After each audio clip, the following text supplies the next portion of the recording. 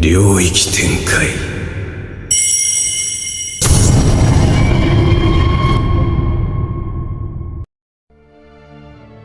W.R. Supratman lahir pada tanggal 9 Maret 1903 di Purworejo, Jawa Tengah, sebagai anak ketiga dari pasangan Jumono Senen Sastro Sukito dan Raden Ayu Mas Tosewoyo.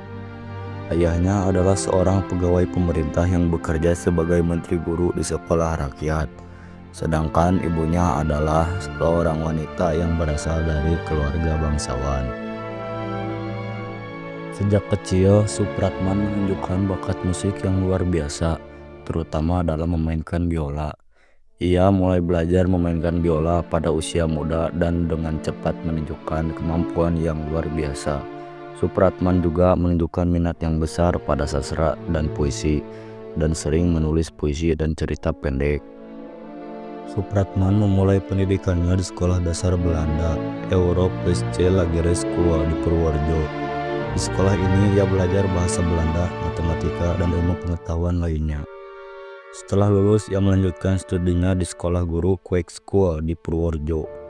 Di sekolah ini, Supratman memulai mengembangkan bakat musiknya dengan mempelajari teori musik dan memainkan biola.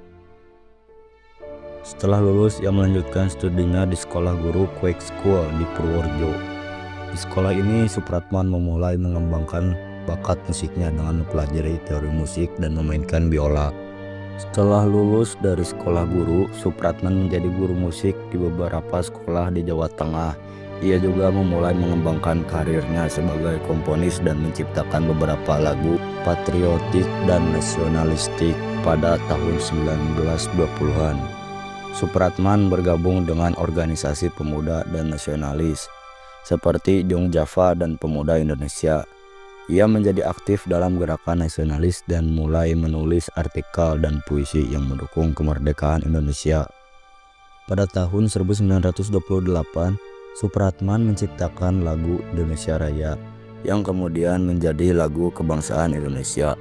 Lagu ini pertama kali diperkenalkan pada Kongres Pemuda II di Batavia atau sekarang Jakarta. Pada tanggal 28 Oktober 1928, lagu ini menjadi sangat populer di kalangan pemuda dan nasionalis Indonesia dan menjadi simbol perlawanan terhadap penjajah Belanda. Supratman terus mengembangkan karirnya sebagai komponis dan guru musik, tetapi ia juga tetap aktif dalam gerakan nasionalis Indonesia. Ia menjadi anggota Partai Nasional Indonesia atau PNI dan terlibat dalam beberapa kegiatan politik. Supratman juga menjadi anggota organisasi kepemudaan dan nasionalis lainnya seperti Indonesia Muda dan Pemuda Rakyat. Sayangnya, Supratman meninggal pada tanggal 17 Agustus 1938 di Surabaya, Jawa Timur pada usia 35 tahun. Ia meninggal karena penyakit yang tidak diketahui secara pasti, tetapi ada spekulasi bahwa ia dibunuh oleh Belanda karena aktivitas politiknya.